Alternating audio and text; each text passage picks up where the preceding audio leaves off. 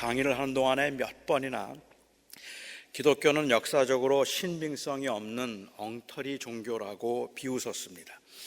그렇게 기독교는 역사적인 신빙성이 없는 종교라고 비웃었던 이유 중 하나가 예수가 정확하게 언제 출생했는지 그 날짜도 알지 못하면서 엉뚱한 날을 잡아서 생일잔치를 하고 있다는 것이었습니다.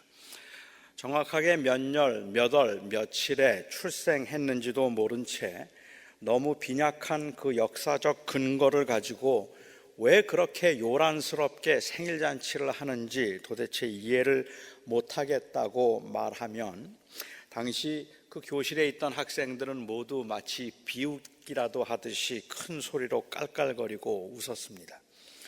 미국 온 지 한 3년밖에 안 됐던 저로서는 어떤 반론을 제기할 만한 그러한 실력도 못 되었지만 교수님이 그런 이야기를 할 때마다 괜히 그 얼굴이 화끈거리고 그리고 창피하기도 하고 또 아주 화가 났던 그 기억이 있습니다.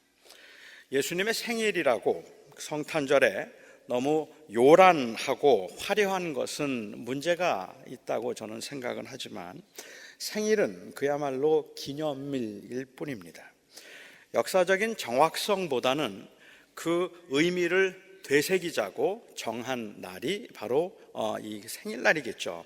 그러니까 정확하게 창립된 그 날, 정확하게 창립 기념일을 지켜야만 의미가 있는 게 아니라 교회가 창립되었을 때의 그 비전과 그리고 또한 그 교회의 존재의 의미를 되새겨보기 위해서 그 즈음 언젠가 하루를 날을 정해서 기억하고 기념하면 되는 거니까 후대 기독교가 어느 날로 정했는데 그 날이 정확하게 그 날이 아니라고 해서 크게 문제가 될 것은 없을 겁니다.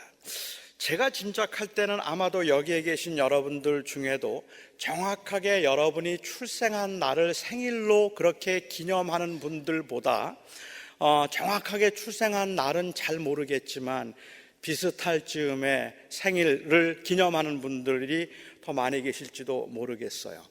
음력을 양력으로 바꾸어서 하시는 분들의 경우는 아마 틀림없이 그날이 아닐 거라고 생각하고 호적의 날, 그 생일날을 잘못 기록한 경우에 있어서는 아주 애매한 경우도 있습니다. 제 면허증에 그리고 제 패스포트에 저의 생일은 3월 11일입니다. 그리고 실제 저의 생일은 11월 11일입니다. 제가 왜 이날을 이렇게 강조하는지 기억하시고 여러분들이 잊지 않았으면 좋겠는데 11월 11일이 저의 생일인데 저는 몇 년 전까지 3월 11일 날 저의 생일을 지켰습니다. 그 이유는 조금이라도 나이가 더 들어 보이기 위해서였습니다. 그리고 언제부턴지 다시 많은 사람들 앞에 선언을 하고 생일을 11월 11일로 바꿨습니다. 그 이유는 조금이라도 나이가 덜 들어 보이기 위해서입니다. 그러니까 저는 소셜은 조금 일찍 탈 거고 그렇지만 실제 나이는 조금 더 어려 보이게 되는 거죠. 하지만 그게 그렇게 큰 의미는 없다고 저는 생각을 합니다. 사실 교인들이 알고 있는 것들 중에는 그 역사적인 근거가 너무 약하고 또한 성경적인 근거도 너무 애매해서 항상 그 비기독교인들에게 비판의 대상이 되는 것들이 몇 가지 있습니다. 일반적으로 이 사람들은 예수님께서 지금부터 2016년 전 12월 25일에 출생하시고 30세에 사역을 시작하셔서 3년간 사역을 마치신 후 33세에 승천하셨다고 그렇게 알고 있습니다. 예수님이 출생하시면서 주 전과 주 후가 나뉘게 되었다는 것은 대체적으로 인정을 하겠지만 주님이 탄생하신 게 그러니까 2016년 전이었다는 그러한 의견에 대해서는 사실은 다른 입장을 취하는 사람들이 더 많이 있는 것 같습니다. 여러 역사적인 이 아주 유력한 자료와 근거들을 볼 때에 예수님이 탄생하신 해는 2016년 전이 아니라 2016년보다 한 3년이나 4년쯤 더 전이었던 2020년 전경에 예수님께서 출생하셨다고 보는 설이 더 유력하다는 말이죠. 성경에 문제가 있기 때문에 날짜가 바뀌는 게 아니라 후대 사람들이 계산을 좀 다르게 했기 때문에 이런 차이가 있는 것뿐입니다. 초대교회는 예수님의 생일을 따로 기념하지 않았으니까 주님이 12월 25일에 출생하셨다는 전통은 주님께서 탄생하시고 몇백 년이 지나고 난 후에 그 교회가 제정한 것이라서 그것도 사실은 정확하지가 않습니다. 우리는 주님께서 정확하게 몇 월 며칠 날 출생했는지 모릅니다. 예수님께서 공생애를 시작하신 것이 30세였다고 그렇게 30세였다고 말하는 것도 그렇게 이 연대를 아니면 그 나이를 추정해 볼 만한 역사적인 그러한 근거들이 있기는 하지만 그 근거들이 그렇게 정확한 것들은 아니고 성경적으로는 예수님께서 가르치심을 시작하실 때가 30세쯤 되었더라고 한 이 누가복음 3장 23절에 근거해서 예수님은 30세에 공사역을 시작하셨다고 우리는 말합니다. 하지만 그 30세 즈음이라는 그 말이 생일을 지나셨다는 말인지 아니면 생일을 지나지 않았다는 말인지도 모릅니다. 정확히 30을 의미하는 것이 아니라면 28세나 29세도 30세 즈음이라고 말할 수 있고 30세가 넘어서 31살이라도 30세 즈음이라고 말할 수도 있을 겁니다.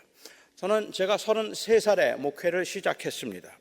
그러니까 예수님께서 30세의 사역을 시작하셔서 33세의 사역을 마치시면서 33세부터 네가 하라고 그래서 제가 33세부터 사역을 시작한다고 그렇게 말하고 예수님께서 사역을 마치신 그 다음에부터 내가 사역을 감당하기 시작했다고 말을 한다든지 어떤 청년이 예수님께서 30세의 사역을 시작하신 것처럼 자기도 굳이 30세의 사역을 시작하려고 한다면 그건 별로 의미도 없거니와 성경적인 기반도 빈약합니다.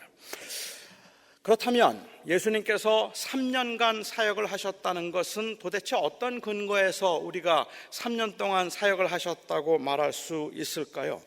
예수님이 3년간 공생의 사역을 하셨다는 기록은 성경에 없습니다. 3년이라고 우리가 짐작하는 이유는 요한복음 때문입니다. 요한복음에는 예수님께서 지내신 유월절을 3번 기록하고 있습니다. 사역 기간 중에 예수님께서 유월절을 3번 지나셨다는 의미는 정확하게 3년일 수는 없습니다. 유월절을 3번 지나셨다는 것은 2년 막 지난 정도일 수도 있으니까 2년은 틀림없이 넘었을 것이지만 3년은 틀림없이 안 되는 것입니다. 마태복음, 마가복음, 누가복음에는 예수님께서 지내신 유월절을 한 번만 기록하고 있는데 요한복음에는 3번이 나오고 있어요. 하지만 어떤 학자들은 요한복음을 보면 특별히 6장, 7장 그 사이에 예수님 유월절이라고 기록되지 않았지만 그럼에도 불구하고 예수님께서 유월절을 지낸 것처럼 보여지는 그러한 기간들이 있어서 예수님은 유월절을 4번 지나셨을 것이라고 그렇게 짐작하는 학자들도 있기는 합니다. 만일 예수님께서 유월절을 4번 지나셨다면 3년 조금 넘었고 그리고 4년은 안 된 그러한 기간일 겁니다. 예수님의 공생애가 4년, 근 4년이었다고 해도 예수님께서 32살에 돌아가셨다고 해도 크게 달라질 것이 없기 때문에 거기에 그렇게 큰 의미를 두지 않는 것이 사실 좋습니다.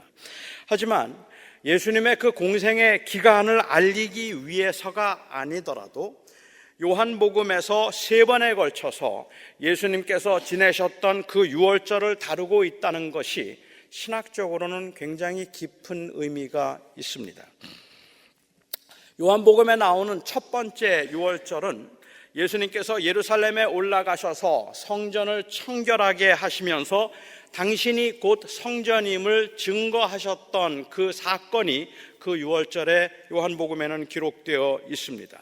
성전이 곧 하나님의 임재를 의미하고 언약을 상징하는 것이라면 임마누엘이신 예수님께서 이 땅에 오셔서 그 언약을 완성하시고 하나님의 임재를 가시적으로 보여주었음을, 다시 말하면 예수님이 약속된 메시아요 구원자로 이 세상에 오신 분임을 유월절에 증거하신 것입니다. 그렇게 유월절에 이 자신이 바로 메시아임을 증거하신 주님께서 요한복음의 마지막 유월절을 다루는 그 사건에서는 예수님께서 예루살렘에 다시 올라가셔서 세상 죄를 지고 가는 어린 양, 유월절 어린 양으로 우리를 위해서 십자가에 돌아가셨다고 요한은 그렇게 증거하고 있습니다. 그리고 이 두 개의 유월절 사이에 오늘 두 번째 유월절을 언급하면서 오병이어의 기적을 소개하고 있습니다. 사실 유월절이 되면 유대인들은 예루살렘에 올라가서 명절을 지켰기 때문에 그 예루살렘 주변에서 일어나는 일들을 유월절에 다루도록 되어 있는데, 유난히 이 오병이어 사건이 갈릴리에서 일어난 사건임에도 불구하고 이 갈릴리에서 일어난 오병이어의 사건을 다루면서 그때가 유월절이었다고, 그렇게 유월절 즈음이었다고 그렇게 말을 하는 것은 왠지 오병이어와 유월절은 관계가 없어 보임에도 불구하고 이 유월절과 오병이어가 관계가 있는 사건으로 요한이 소개하기 위해서 그렇게 말했다 볼 수 있을 것 같아요. 저는 요한복음에서 세 번 모두 다 유월절을 언급할 때마다 특별한 사역을 강조하기 위한 목적으로 유월절을 기록하고 있다고 생각합니다. 그러니까 오병이어의 기적을 요한복음에 기록된 것은, 그리고 그러면서 유월절을 언급한 것은 그 오병이어의 기적이 예수님의 그 사역의 어떤 한 특별한 단면을 보여주는 사건이기 때문이라고 볼 수 있다는 말이죠. 다른 복음서들 마태복음과 마가복음과 그리고 이 누가복음의 기록을 보면 주님께서는 12 제자들을 갈릴리 마을로 보내셔서 그들에게 전도를 하도록 하셨습니다. 이 12명의 제자들이 전도를 하면서 많은 기적과 이적을 베풀었고 많은 병자들을 고쳤습니다.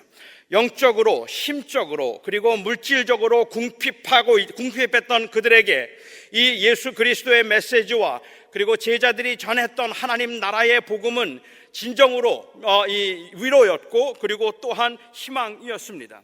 주님께서 그들에게 제자들을 보내셔서 제자들이 하나님의 나라의 복음을 외치고 병자들을 고치고 가난한 자들과 병든 자들에게 위로와 희망의 구원의 메시지를 선포했습니다. 그래서 갈릴리 주변에 있던 수많은 사람들이 예수님과 예수님의 제자들 주변으로 몰려들기 시작했습니다.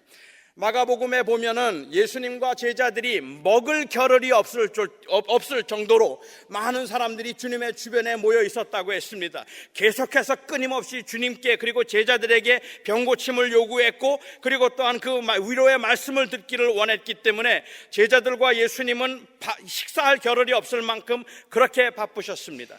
주님께서는 이 제자들이 조금 쉼을 가져야 되겠다고 생각하셔서 제자들을 데리고 호수를 건너서 그 호수 건너에 있는 언덕으로 오르시게 된 거죠. 물론 어떤 사람들은 예수님께서 배를 타고 호수를 건너가시는 것을 보고 걸어서 그 맞은편으로 간 사람들도 있었다고 기록을 하고 있습니다.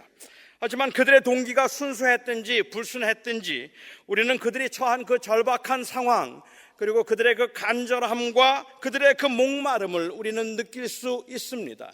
오죽했으면 주님 앞에 그렇게 많은 사람들이 모여들었을까?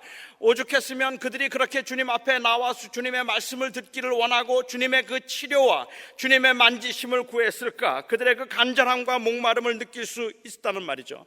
요한복음 오늘 본문에 있는 기록을 보면 주님은 백성들이 언덕 위에 계시는 그 예수님에게로 향해 오는 모습을 주님께서 보셨다고 이야기했습니다. 큰 무리가 주님을 향해서 언덕을 올라오고 있는 모습을 주님께서 보셨다는 거죠. 한번 상상해 보시기 바랍니다.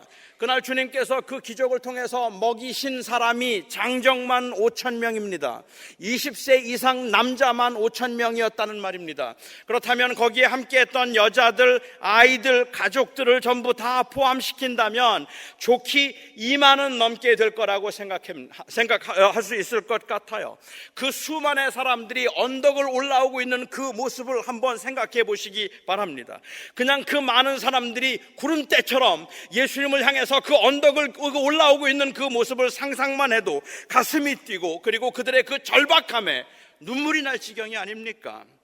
이들의 이 모습은 마치 애굽에서 탈출해서 홍해를 건넜던 그 수백만의 백성들의 모습을 연상하게 한다는 말입니다.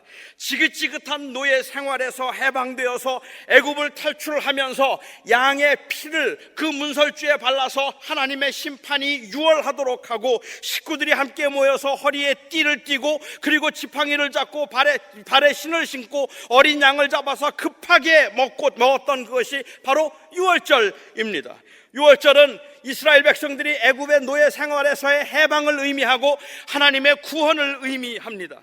그들이 애굽에서 구원받았음을, 하나님께서 애굽의 그 힘든 노예 생활로부터 그들을 자유하게 하셨음을 그들이 기억하도록 하기 위해서 해마다 하나님은 그들에게 유월절을 지키라고 하셨습니다.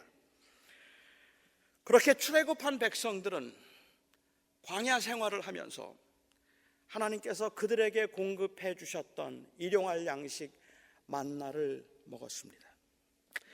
이 만나는 모아둘 수 없었습니다. 아무리 모아두어도 의미가 없었습니다. 사실 내일 일을 알지 못하는 우리 인간들로서는 이거는 더할 수 없이 불안한 일이라고 저는 생각해요.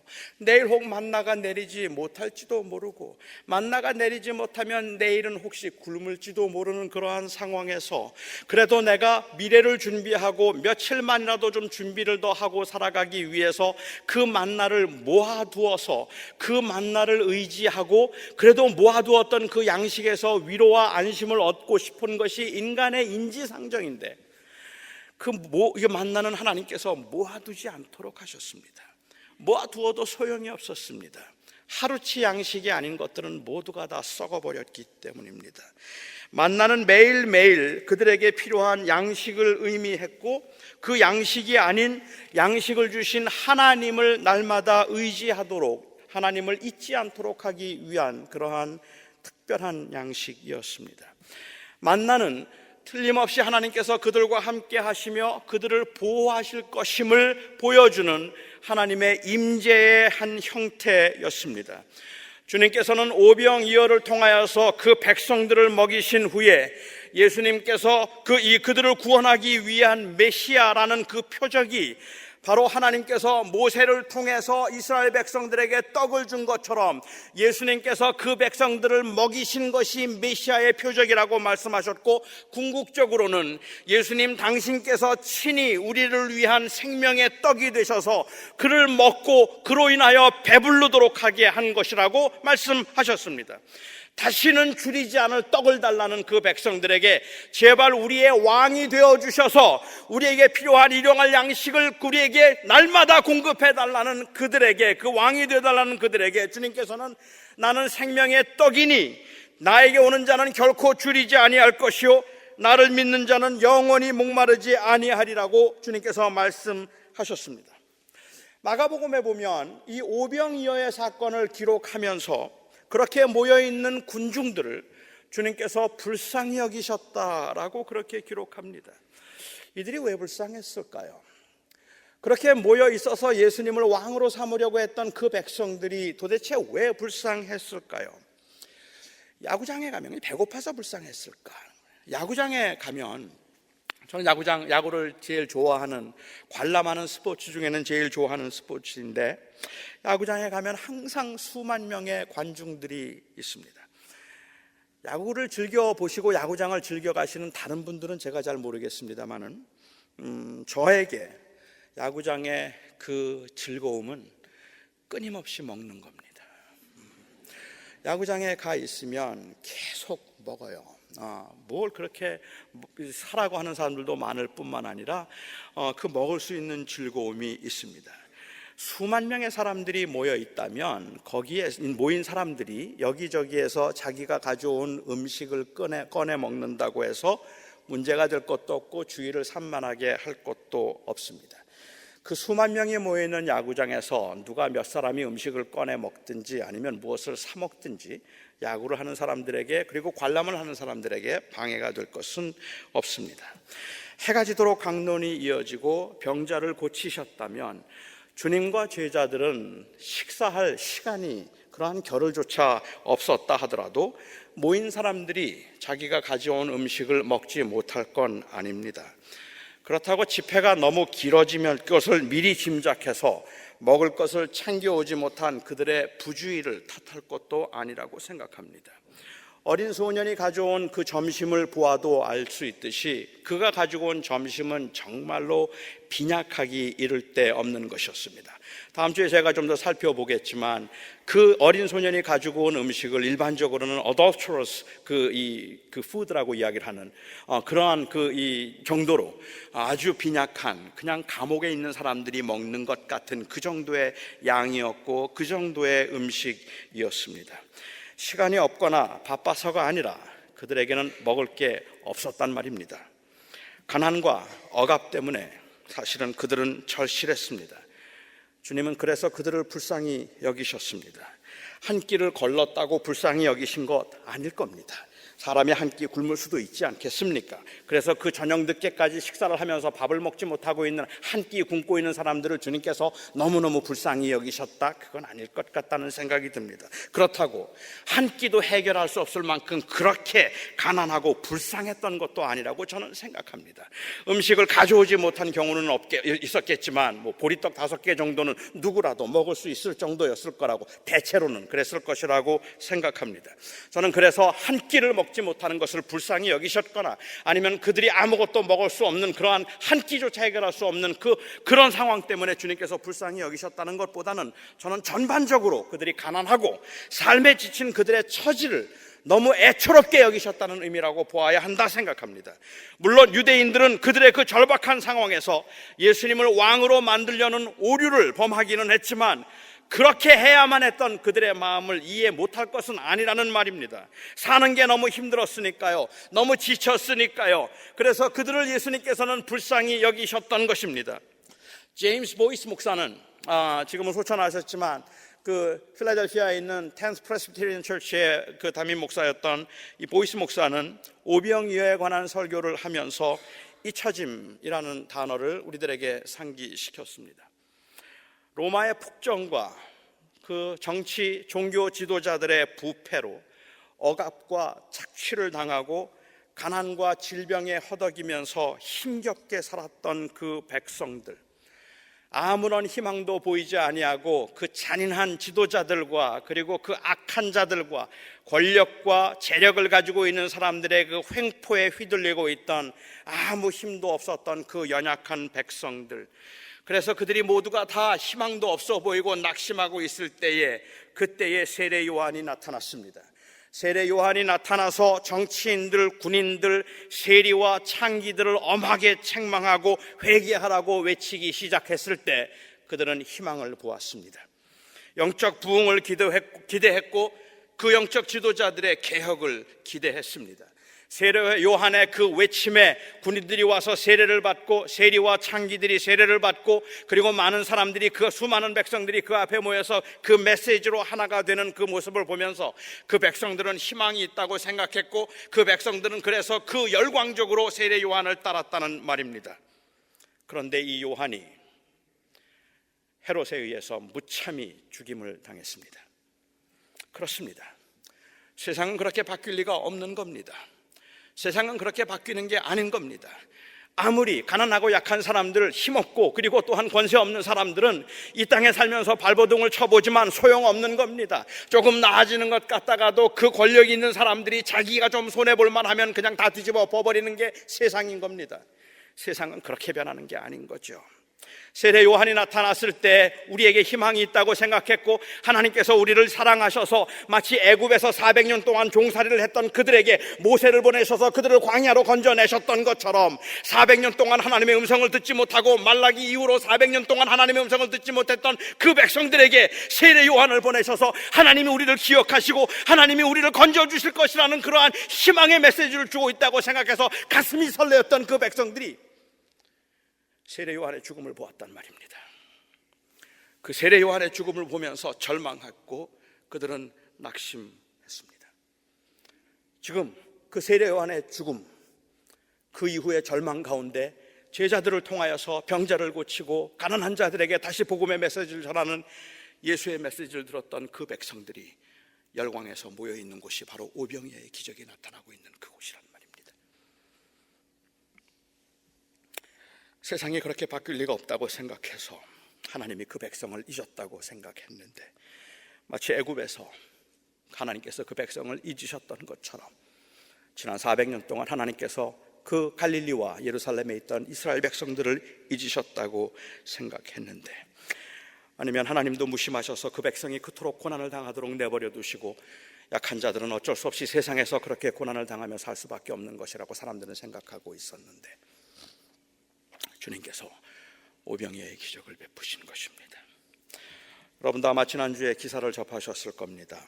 26살 된 한 청년이 20층 아파트 복도에서 투신 자살을 했습니다.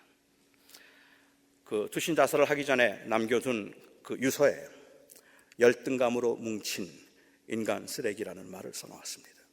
자기는 열등감에 똘똘 뭉쳐있는 인간 쓰레기 같아서, 다시 말하면 세상에서 잊혀진 존재이고 모든 사람들에게 잊혀질 수밖에 없는 존재라고 생각해서 그 절망감 때문에 그는 그냥 스스로 목숨을 끊고 20층 그 아파트 복도에서 투신을 했습니다.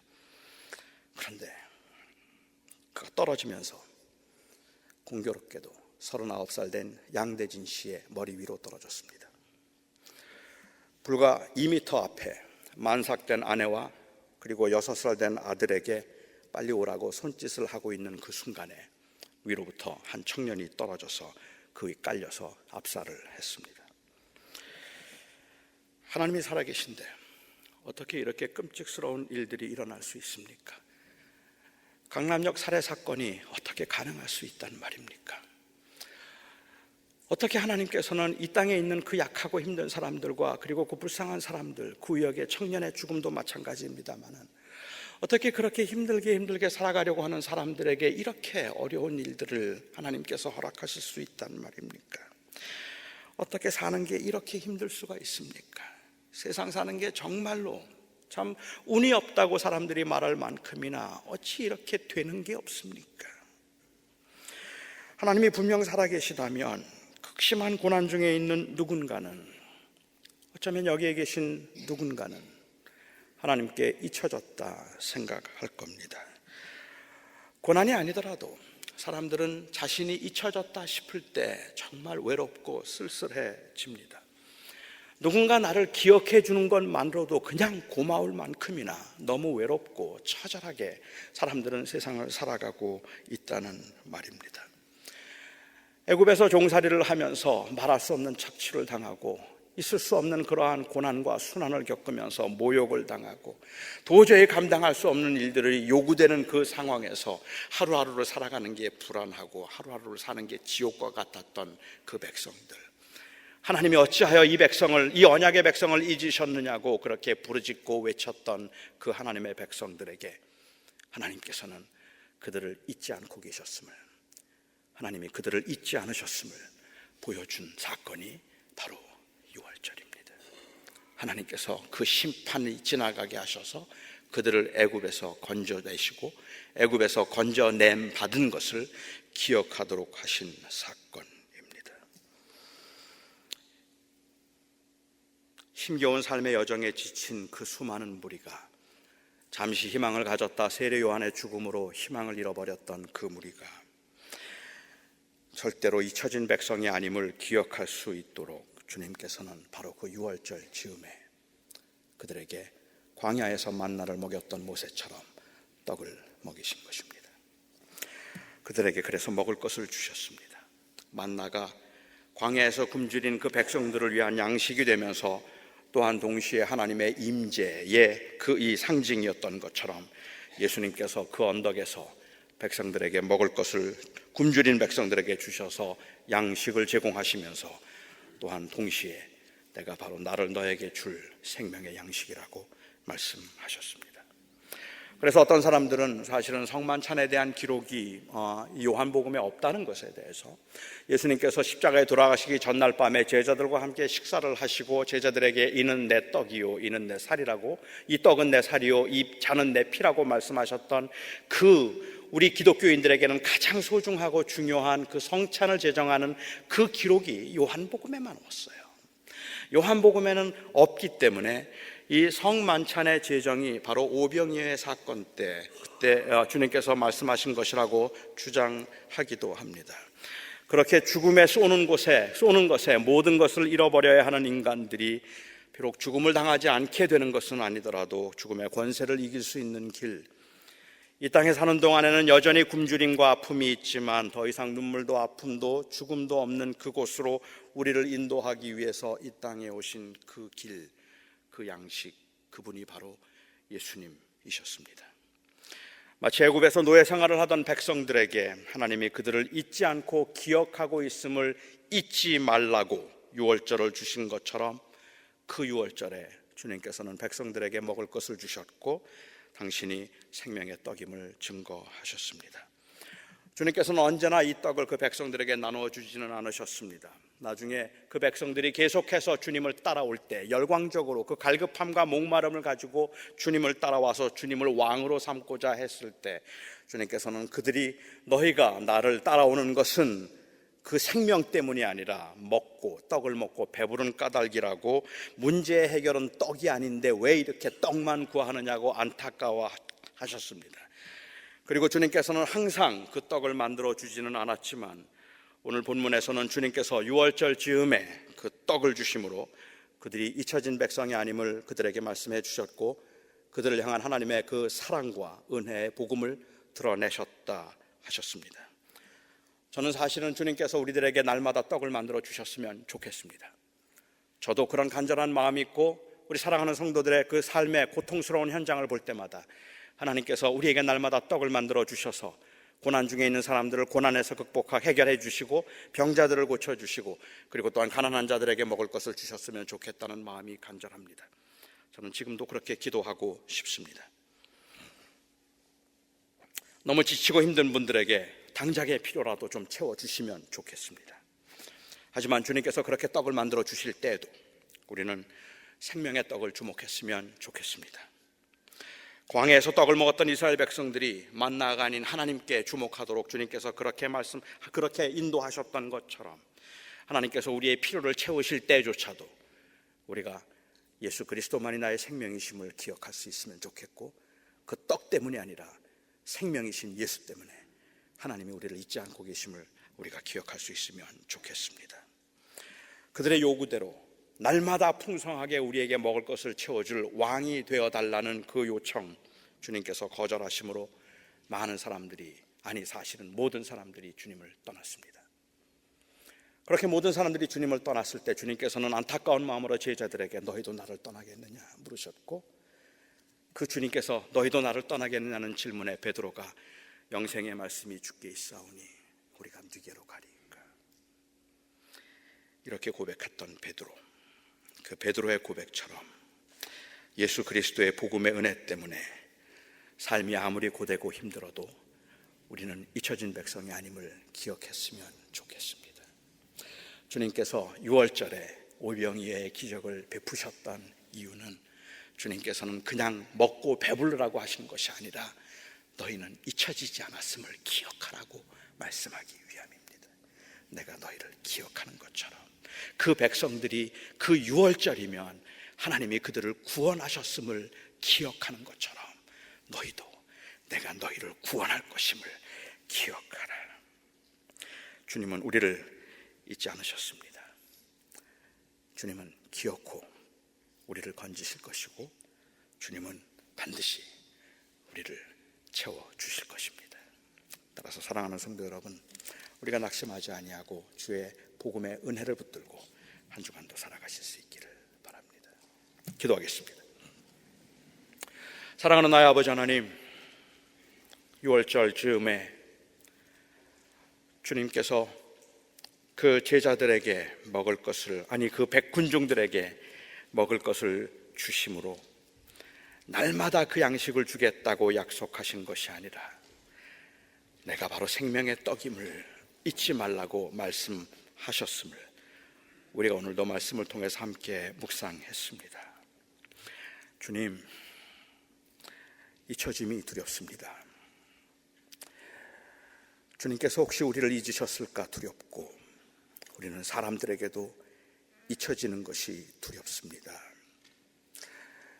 그 잊혀짐이 두렵기 때문에 절대로 잊지 않겠다 하신 그 6월절의 메시지가 얼마나 큰 위로가 되는지 모릅니다. 아무리 힘들어도, 아무리 답답해도, 그리고 아무리 절망적인 상황에서도 저희들이 그 예수 그리스도 때문에 하나님이 우리를 잊고 계시지 않음을 알 수 있게 하여 주시옵소서. 예수님의 이름으로 기도하옵나이다. 아멘.